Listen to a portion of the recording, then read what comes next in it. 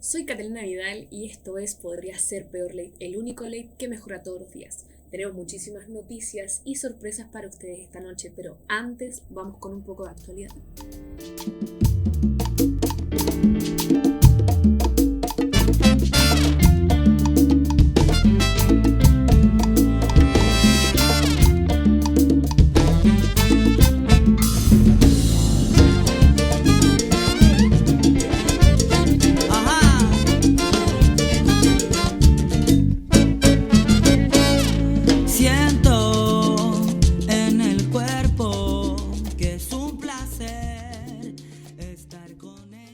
La aprobación a Piñera alcanza tan solo un 15% en el último mes y el 41% de chilenos dice pertenecer a la clase media baja.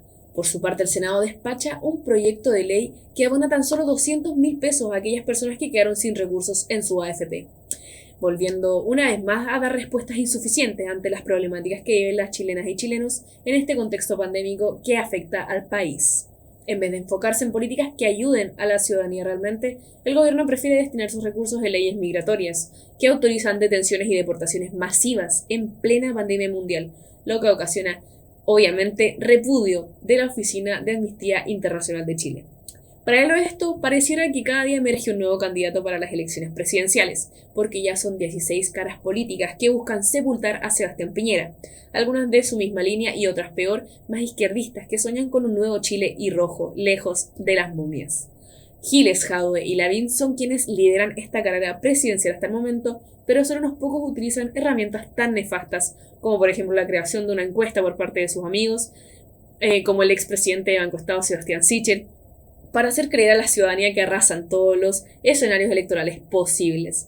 Pero ojo que ni los pinochetistas se quieren quedar fuera de esta carrera presidencial, porque Fuerza Nacional está juntando firmas para inscribir la candidatura presidencial de, escúcheme muy bien, Hermógenes Pérez de Arce.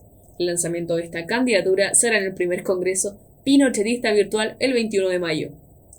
Pero bueno, hablando de eso, no todos los quiebres pasan en los nuevos conglomerados políticos como el Frente Amplio, sino también en la UDI, porque Joaquín Lavín busca que solo se presente un candidato presidencial, él mismo por supuesto, dejando afuera a la alcaldesa Evelyn Matei y excusándose con que no son problemas de género. Pero bueno, ¿qué va a saber Joaquín Lavín de problemas de género? Lleva 21 años persiguiendo la presidencia. Por este hecho y mucho más es que este momento es primordial, y en este momento primordial y tan incierto, informarse es fundamental. Informarse para participar, informarse para mantenerse sano, informarse para saber qué está pasando realmente y qué es lo que puede pasar, informarse para seguir cuidándose, porque lo más importante es informarse para votar. Le doy la bienvenida a esta segunda edición del programa Podría Ser Peor Late. Muy buenas noches. Se los digo ya, este es el momento. Vamos a contextualizar un poco más la temática del programa del día de hoy y para eso traemos un reportaje que realizó parte de nuestro equipo. Agradecerles por supuesto la instancia de poder mostrarlo el día de hoy.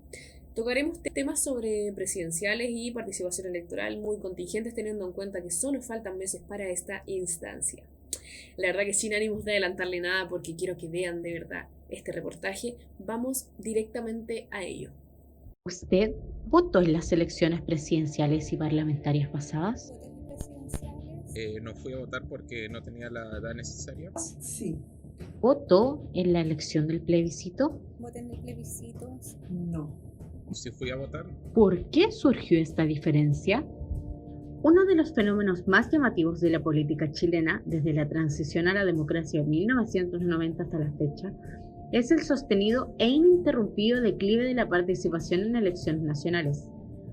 Según el informe de diagnóstico sobre la participación electoral, en los últimos 25 años se ha observado una tendencia a la baja a nivel mundial, lo que se ha agudizado en el país, con un 36% de participación electoral, siendo esto una disminución de aspecto sistemático desde principios de la década de 1990.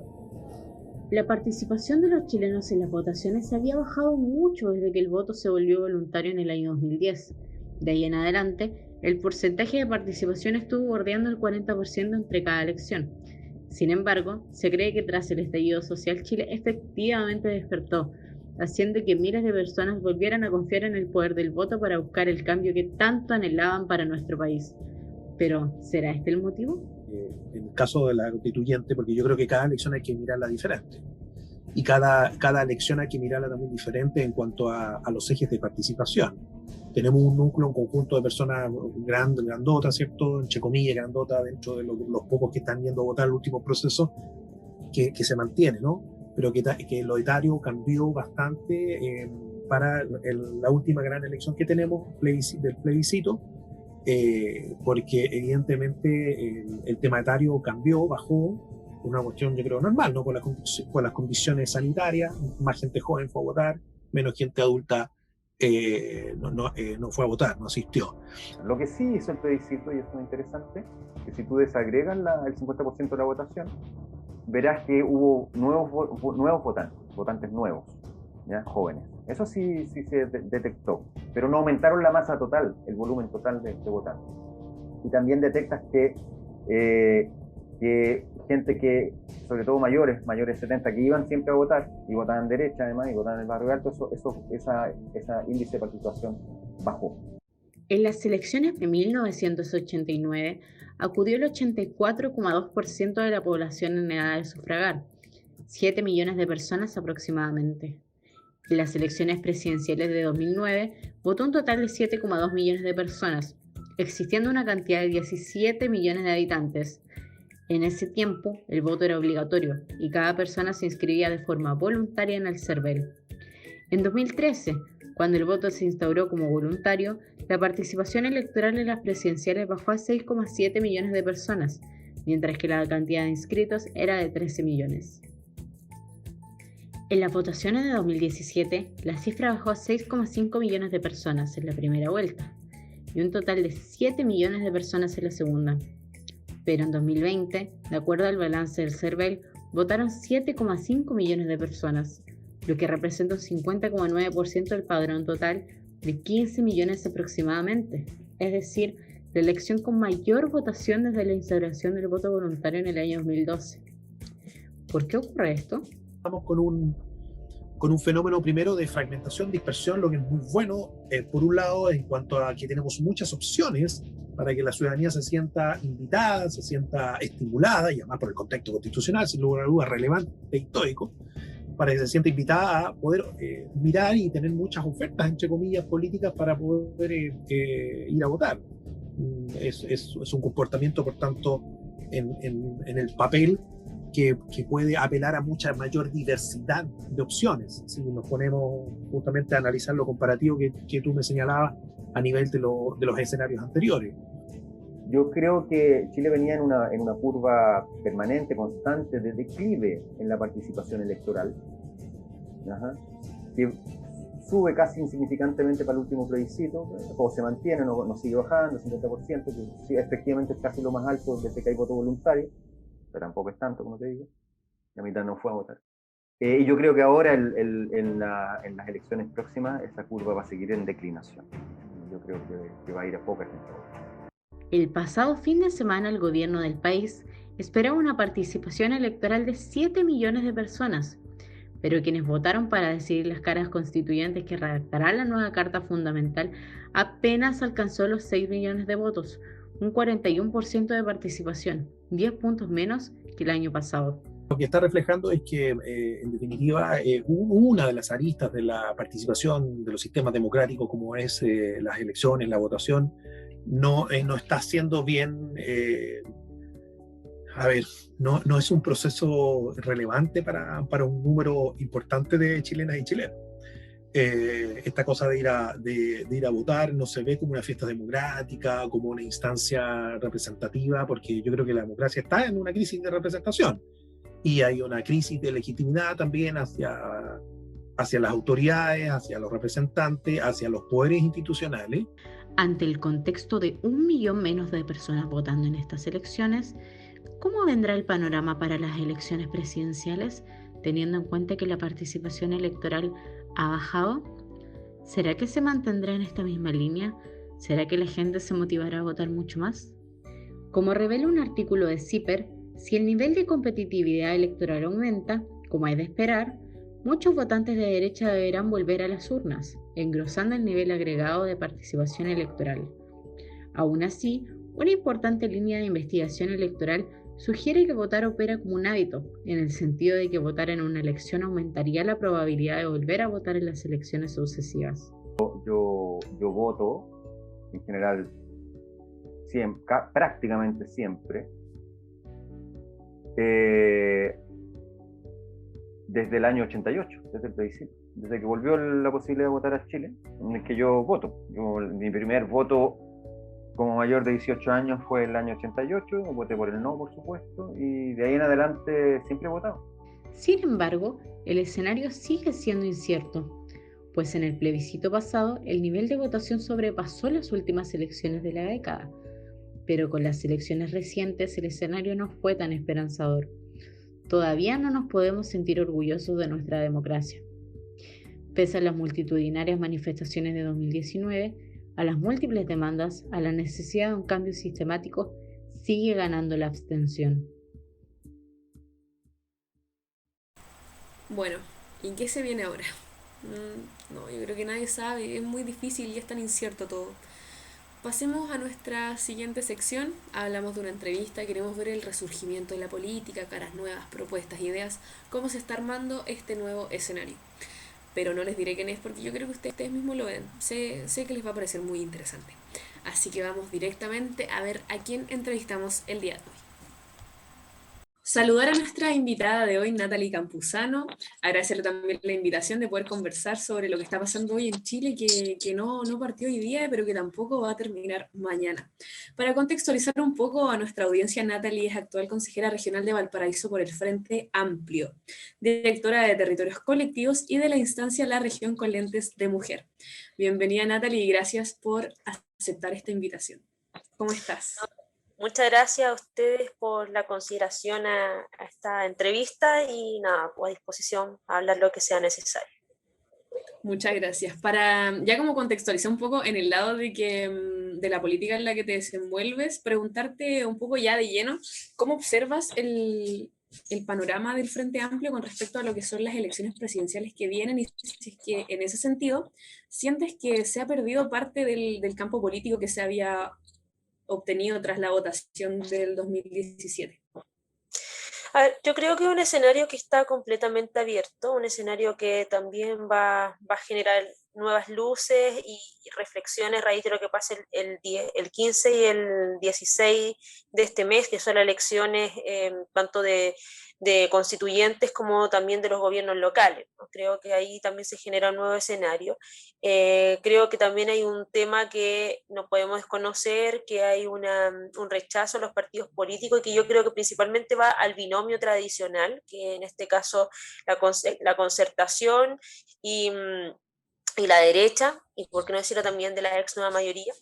Y creo que en eso nosotros estamos fuera, pero creo que también debemos hacernos cargo a futuro de lo que se conlleva en poder tener iniciativas colectivas como partidos políticos, y en ese ámbito nos tenemos que hacer cargo.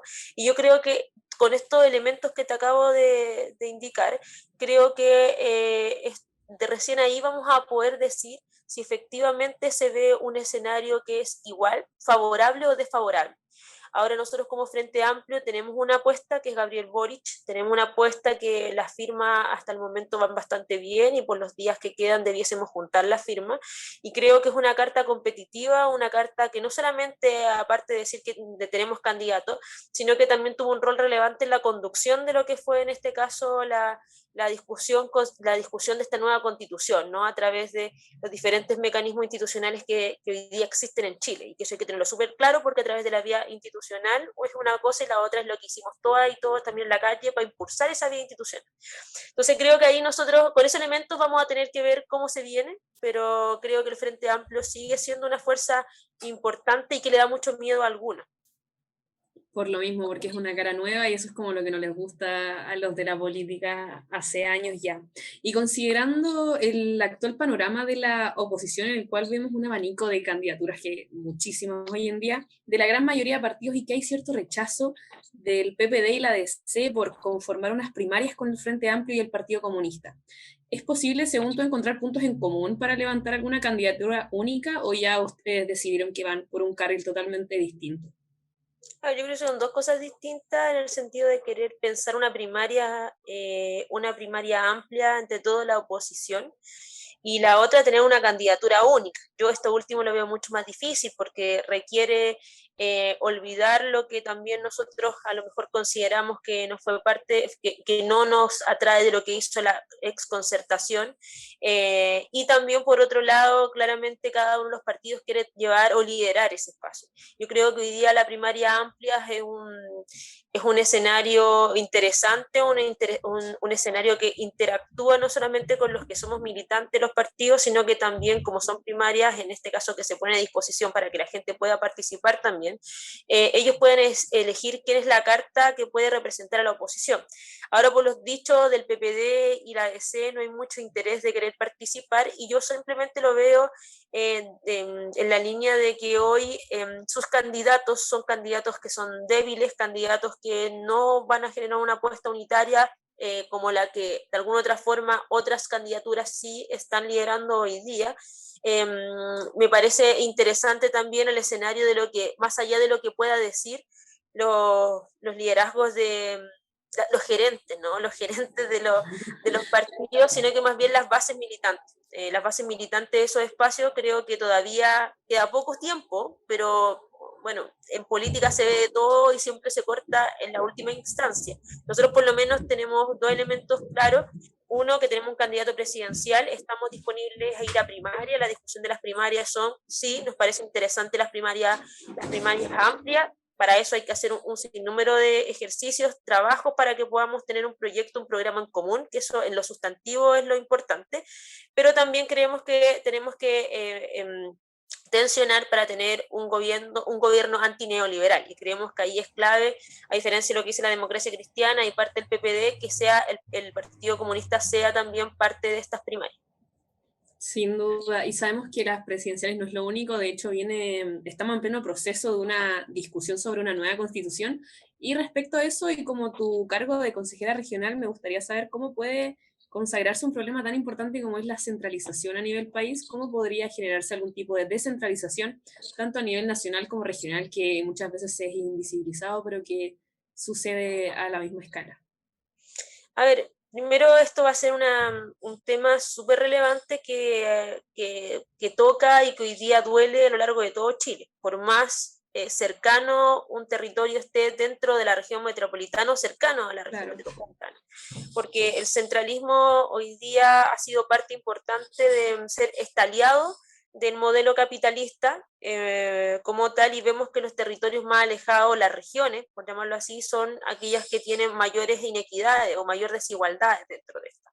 Y eso se refleja porque hoy día tenemos un modelo geopolítico administrativo muy distante de la realidad que conlleva estar cercanos con las necesidades de esos territorios. Y creo que ahí está la apuesta constitucional, el debatir si queremos tener un país con característica unitario, con características desconcentrado y descentralizado, que son elementos distintos, poder pensar de una forma completamente distinta cómo se han dividido actualmente las regiones, ¿no? Pensar si se requieren que sean hoy día las que son, las divisiones que actualmente tiene, si son administrativamente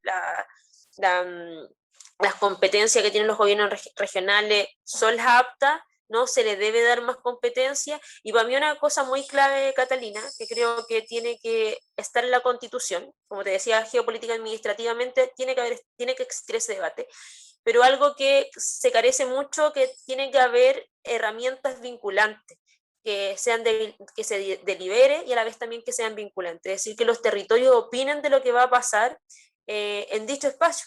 El ejemplo más claro es Quintero Puchuncaví, el ejemplo más claro es lo que puede pasar en Valparaíso con el T2, el ejemplo también que lo que pueda pasar en otros lugares del territorio nacional, que éstas puedan, en este caso, decidir a través de elementos, herramientas vinculantes. Te quiero recordar, y con esto cierro para que me preguntéis más o a lo mejor veamos detalle, que Chile, para poder acceder al plebiscito que tuvimos en octubre, se tuvo que realizar una reforma constitucional, porque no teníamos la herramienta constitucional para que la gente pudiese participar a través de un plebiscito. O sea, las grandes falencias que hoy día existen en nuestra constitución son de herramientas participativas, vinculantes, que la gente pueda participar a través de plebiscitos, acciones consultivas, etc. Y esos dos elementos para mí son clave para poder descentralizar democráticamente los territorios. Muchas gracias. A raíz de esto, yo creo que igual hay un problema de núcleo ya mucho más importante que habla sobre la representación política, que tú mismo lo decías al principio sobre la poca eh, como valoración que se tiene en los partidos políticos hoy en día. Y bueno, es una pregunta bastante ladrillo, por decirlo así, porque me gustaría saber ¿qué piensas tú que se debe hacer finalmente para salir de esta crisis de representación política y evitar un escenario peor? Porque sabemos que estamos mal, pero siempre se puede estar peor, haciendo alusión al programa. Sí, mira, yo creo que es necesario que hoy día transversalmente podamos hablar de partidos políticos del siglo XXI, ¿no? Creo que la actual ley orgánica, perdón, es que mi gato me está atacando en este momento y me duele. Creo que hoy día los partidos políticos tienen que entender que tienen que hacer formas distintas de dialogar con sus militantes y también con la ciudadanía. Y esas herramientas no solamente tienen que ser pensadas y puestas sobre la mesa voluntariamente. Creo que hoy día también se tiene que reestructurar normativamente los mínimos de los partidos políticos, que en este caso generan o engloban a un número importante de personas con principios, con deberes, con acciones propias de un militante. Y creo que elementos centrales son pensar cómo hay mayor participación, sobre todo que desde el 18 de octubre se ha pedido mayor participación, o si no eternamente vamos a estar hablando de independiente, y creo que lo colectivo, por lo menos parte de mi visión ideológica, es lo que debe primar sobre lo individual.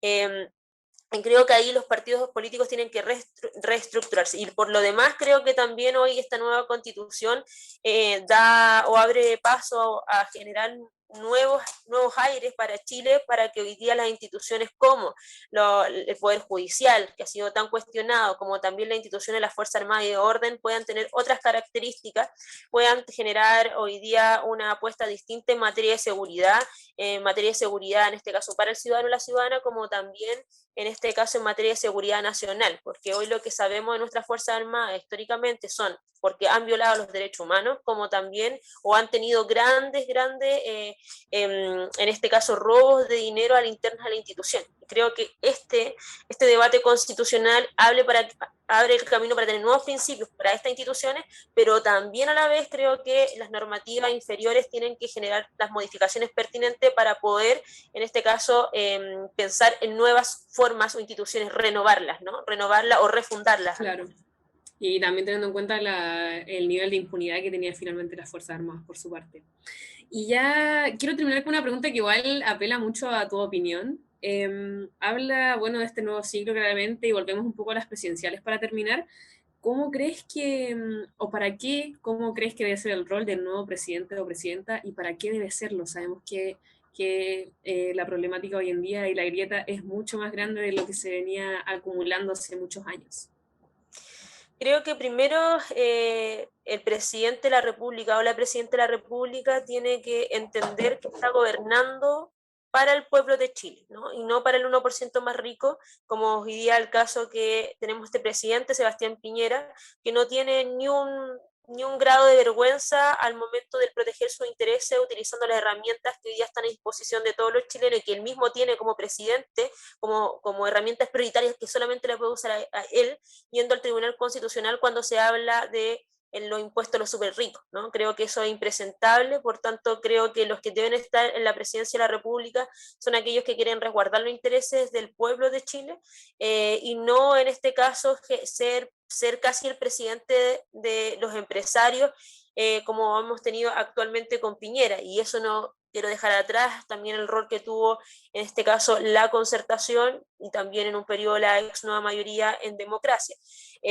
Por tanto, creo que eso tiene que ser las características principales. Ahora, pensando en una nueva constitución, creo que debemos dejar hoy día este absurdo y brutal régimen presidencialista, ¿no? Donde el presidente casi es el monarca de Chile, ¿no? Con Donde todo. claro, y por qué no decirlo, incluso con características de emperador en términos de conquista de riqueza a lo largo de todo Chile. Entonces creo que ahí tenemos que efectivamente sacar este régimen presidencialista, poder generar mayor participación del poder legislativo también, donde también hay representantes que son votados popularmente, y que esto a la vez también tengan herramientas, estos espacios de herramientas para escuchar las iniciativas que puedan tener la gente, ¿no? La gente común y corriente que no necesariamente pueda estar ni en el de iniciativas popular de ley. Creo que también es una herramienta que se debe discutir y poner en esta nueva constitución. A la vez también creo que referéndum revocatorio. O sea, si alguien lo hace mal, no tenemos por qué estar esperando que termine su periodo, porque debemos resguardar la democracia. Efectivamente, ahora se puede resguardar si tuviésemos un referéndum revocatorio con herramientas democráticas que estarían discutidas a través de una constitución democrática. Entonces, creo que hay estas herramientas que debemos sacar de este régimen presidencialista, repartir el poder, ¿no? Como tal, pero creo que las instituciones como tal deben y van a seguir, ¿no? Van a seguir. Por tanto, creo que hay que... Y creo que también, y ahí esto es mi opinión, y lo he hablado con algunas personas, pero creo que debe primar, insisto, lo colectivo que lo individual, porque para mí ideológicamente el ser independiente, por más que hoy día haya un golpe a los partidos políticos, el ser independiente, cuando no se representa lo colectivo, se representa lo individual, y caemos también en paradojas que muchas veces sin querer se puede representar, en este caso a la derecha, ¿no? Claramente hay excepciones de ello, porque hay independientes que tienen una historia y principios que son de izquierda, pero creo que eso tiene que ser la última ratio, sino que se debe discutir a través de lo colectivo. Así es, y falta mucho, la verdad. Se ha avanzado bastante en esto de poder visualizar lo que es la verdadera democracia y no como la han vendido en los últimos 40 años.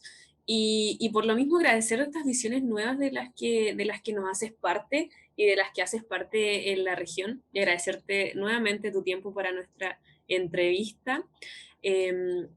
Sin más, te deseamos un buen día y que estés muy bien, y muchas gracias. Buenas noches. Gracias, Catalina, y a tu equipo. Bueno, como dijo Natalie, la verdad que vienen muchos cambios en la política y como adelantaba yo también vienen momentos de muchas decisiones. Sabemos que la gente en la calle también está hablando, y por lo mismo es que me encuentro con mi compañero de team, Pedro Neira, que anduvo en las calles recolectando opiniones para nuestra segunda sección del programa. Pedro, ¿cómo estás? Bien, estuve cargado de opiniones, la verdad. Está movido, ¿no? Sí, me encontré a una cantidad de personajes, me encontré a vecinos, me encontré a vecinas, amigos, amigas, y me encontré a unos personajes políticos por ahí. Te voy a dar una pista sobre quién es. No te voy a dar la pista de Gabriel Boric. Gabriel Boric estaba recolectando las firmas en Quilpué, lo encontramos ahí. Le vamos a dar las gracias a Jan sabe qué, quien va a estar viendo el programa. Bendito seas. Y Bendito. Efectivamente nos dio la primicia de poder hablar con él, de poder hablar con la gente de qué piensa, qué podría ser peor de estas presidenciales, de todos los personajes políticos que van apareciendo. Kast, Pamela Giles, que fue devorada por su personaje, en fin, muchos personajes de la política que van a saber qué opinión tiene la gente de ellos aquí en el Muro de los Lamentos de qué podría ser peor. ¡Vamos! Lo peor que le puede pasar a este país es que la derecha salga fortalecida pese a haber perdido las elecciones de constituyentes y alcaldes. Pueden tener un candidato único, puede ser Joaquín Lavín, podría ser también Mario Desbordes. Enfrente van a tener que enfrentar a alguien más extremo como es José Antonio Kast. La elección de los constituyentes quedó más hacia un lado izquierdo. Encuentro que lo peor que nos podría pasar es que salga la derecha, y una derecha muy convencional. Yo creo que todo podría salir mal, porque ya no me sorprende con revuelta social, con pandemia, con la variante brasilera, con la variante sudafricana. Yo creo que hoy pueden hasta llegar los extraterrestres y va a estar incluso naturalizado. Todo puede salir peor, como que lleguen los ovnis y se lleven la urna y haya finalmente un fraude electoral y no haga estallar por los cielos. Yo soy tengo una ingenuidad provinciana que me lleva al optimismo siempre. Así que me rebelo contra el nombre de vuestro programa y digo que las cosas van a salir mejor todavía. Ya estamos en los días más fríos del año. Según yo, sí, hace muchísimo frío. Las bajas temperaturas nos invitan ya a un abriguito, un chaleco, una mantita, un tecito. Y por supuesto melodías que acompañan bien estas etapas del año. Losa, el disco debut de Niña Tormenta que lanzó en 2017, nos entrega canciones como por ejemplo Que entre el frío o Canción Nueva. Ya al día de hoy, el proyecto solista de Tiare Galas trae proyectos, por ejemplo, uno con Álvaro Solar, del grupo Protistas, que se llama 100 Asas, y nuevos lanzamientos como su sencillo Voy a hacer las cosas lento. En mi opinión, siempre es mejor hacer las cosas lento. Esta noche nos va a deleitar con una canción inédita llamada Pequeñas Esperanzas. Con ustedes, Niña Tormenta.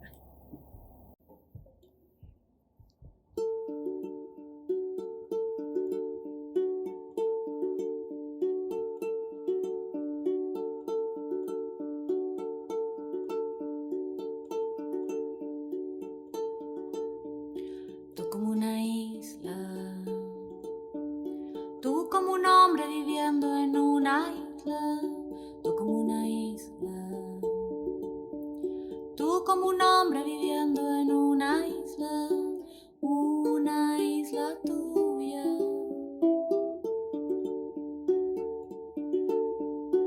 una isla de ti.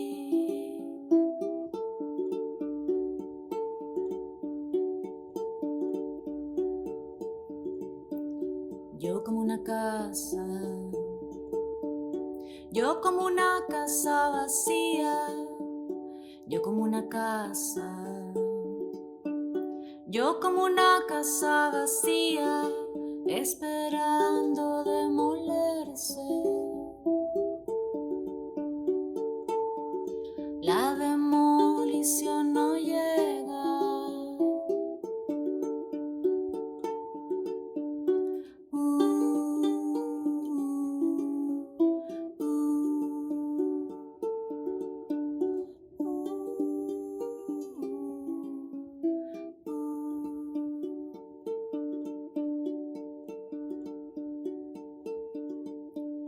Dime cómo te encanto en tu desencanto. Dime cómo te encanto en tu desencanto. Es tu desencanto, es mío. Es tu soledad o es mía.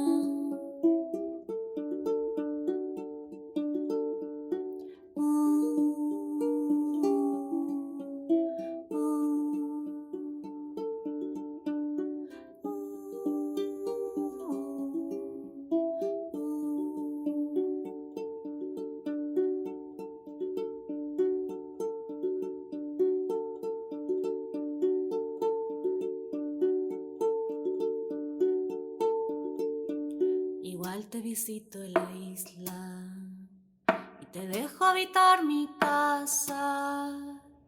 Igual te visito en la isla y te dejo habitar mi casa.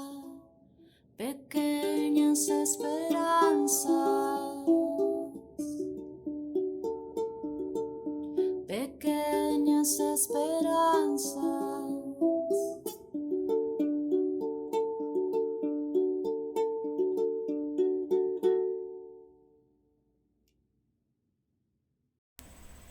Hasta aquí llega el programa del día de hoy. Agradecerles la sintonía como siempre y el acompañamiento.